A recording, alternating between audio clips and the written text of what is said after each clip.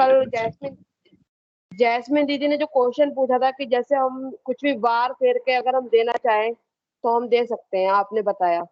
तो उसमें जैसे बाबा जी हम किसी को अगर कपड़े देते हैं वार के, तो हमारे ऊपर जो निगेटिव चीजें होंगी तो वो फिर उसका इफेक्ट तो फिर उस बंदे पे जाएगा ना जिसको हम दे रहे कपड़े।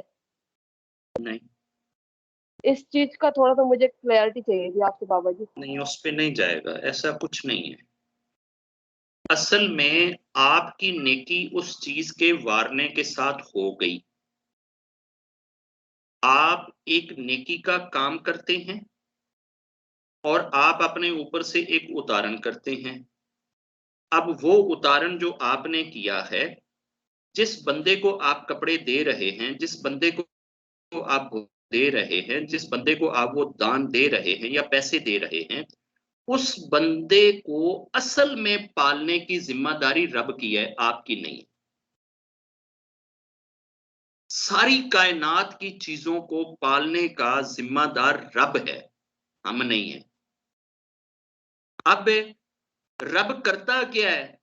रब आसमानों से उतर कर ਇੱਥੇ ਆ ਕੇ ਤੇ ਸਾਰੀ ਗਲੀ ਗਲੀ ਦੇ ਵਿੱਚ ਵੰਡ के ट्रेयां ਦੇ ਨਾਲ ਲੋਕਾਂ ਨੂੰ नहीं देंदा। रब मुख्तलिफ मीडियम बनाता है, जराए बनाता है, वसीले बनाता है, हीले बनाता है। उन हीले वसीलों के जरिए आता सब कुछ आसमान से, रब की तरफ से, और उन बंदों तक वो चीज या उन चीजों तक या जानवरों तक या जीव तक वो चीज पहुंच जाती है।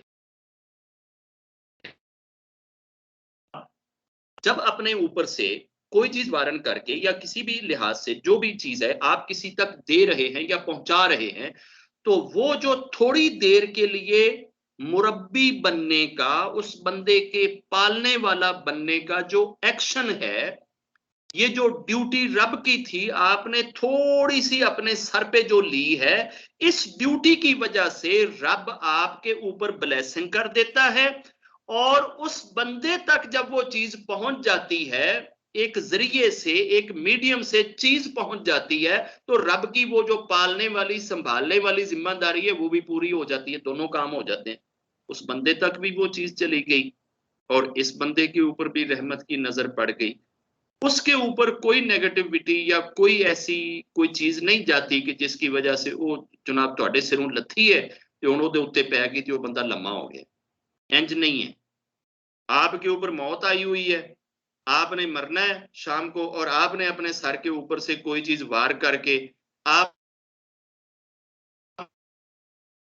जो वो खाएगा तो बस वो लटक जाएगा और आप बच जाएंगे, ऐसा नहीं है।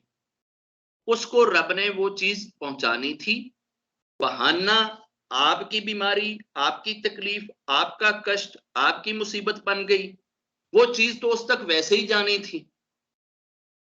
वाया दरमियान में किसी और को भी ब्लेस करके एक चीज रब ने उस तक पहुंचा दी है।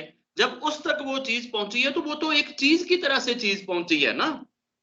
जो आमनी टली है वो तो इसकी टली है, जिसने अपने ऊपर से किया, उसका क्या कसूर है भाई? उस पे कोई चीज नहीं पड़ती। ये हमारे पंडितों का कंसेप्ट है कि जदों तुसी अपने सिर दे उत्तों कोई चीज वार के या तुसी जनाब अपने कोई प्रार्थना करके ते तुसी अगर अपने आप नूं बचांदे हो और अगर वो चीज किसी होर नूं देंदे हो ते वो बंदे दे उत्ते पै जांदी ते वो लटक जांदा है। ये हमारे जाहिल पंडितों का कंसेप्ट है। उन्होंने पूरी दुनिया को नेकी से इतना डराया हुआ है कि आपने जब भी कोई चीज देनी है तो किसी पंडित नूं देनी है। ਜਦੋਂ ਵੀ ਤੁਹਾਡੇ ਘਰ ਦੇ ਅੰਦਰ ਕੋਈ ਇਸ ਤਰ੍ਹਾਂ ਦਾ ਸਤਸੰਗ ਹੋਵੇ ਜਾਂ ਕੋਈ ਤਿਉਹਾਰ ਹੋਵੇ ਤੇ ਤੁਸੀਂ ਪੰਡਤ ਤੇ ਪੰਡਤਾਨੀ ਦਾ ਜੋੜਾ ਰੱਖਣਾ, ਕਿਸੇ ਗਰੀਬ ਦਾ नहीं रखना। क्योंकि वो सारी दौलत जो गरीबों तक इस तरीके से पहुंच सकती थी, वो सारी की सारी दौलत को मोड़ तोड़ के पंडितों ने अपने घर का रास्ता दिखा दिया है कि जदों भी तुहाडे घर च कोई भी ऐसी रस्म होवे, किसी भी तरह की स्पिरिचुअल एक्टिविटी होवे, उत्थे जो कुछ दिता जावे वो किसी पंडित दे ढिड च जावे, वो किसी गरीब तक ना पहुंचे। ये है उनका एक, क्या कहते हैं कि इकोनॉमिकल एक जाल। उन्होंने एक मुआशी जाल बिछाया हुआ है कि उस जाल के अंदर से वो किसी मछली को निकलने ही नहीं देते। वो सोचों को इस तरीके से घड़ते हैं, इस तरीके की फिलॉसफी दुनिया को देते हैं कि उस फिलॉसफी के अंदर रहते हुए सिर्फ और सिर्फ पंडित के गिर्द हर चीज घूमेगी।